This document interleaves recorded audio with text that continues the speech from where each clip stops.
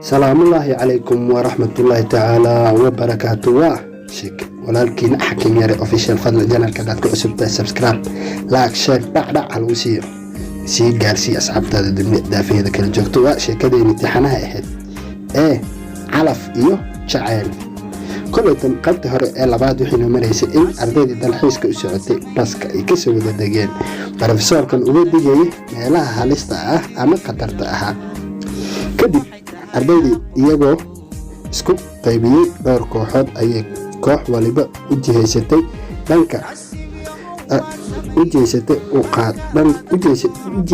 dhanka iyo dhaqaaqi lahayd.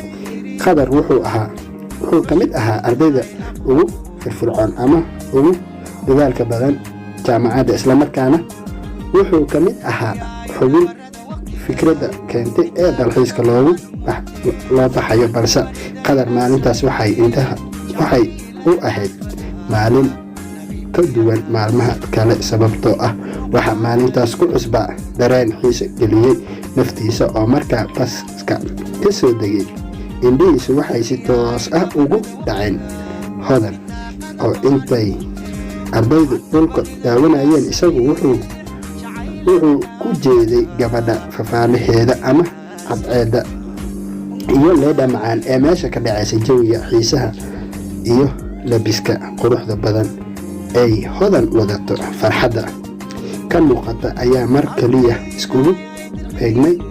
waxaa halkaas ka dhalatay in qadar u dareemo xiiso iyo galgacal siyaado ah maadaama ay hodan tahay gabadha aad loo ilaaliyo. waxaa maalintaa la socotay habaryarteed waxaana adkayd siduu qadar ula kulmi lahaa hodan. waxaa galinkii hore ee lasoo wareegaba waxay gabadha duhur islamarkaana waxaa dalxiisayaashii lagu wargeliyey inay dhammaantood iskugu yimaadaan geed dhamal ah ama geed dhamal ah oo aad u weynaa hartiisa si ay la habeeyo.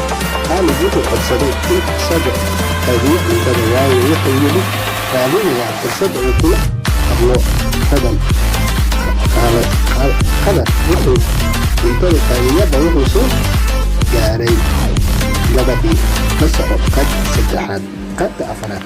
waa halka ka daawanaysa ama ka eegaysan waa حكيم ياري اوفيشال فضلا جنال كداد كعسبتا سبسكرايب لايك شير سي جارسي أصحابتا dunida daafaheeda kala joogto mar walba waxaan ka codsanaa sheer inaan noo dhahdo sii gaarsiis asxaabtaada qaraabadaada eheladaada ku kala nool dunida daafaheeda taas oo noo suurto gelinaysa in nagu soo biiraan asxaab cusub. fadlan haddaa hore noola joogtay laaga dhacsi commentiga fikradaada soo gudbin kartaa. haddaad nagu cusubtaana dhac gambaraalka dhaca ku sii gambaraalka furo si uu kuu soo gaaro.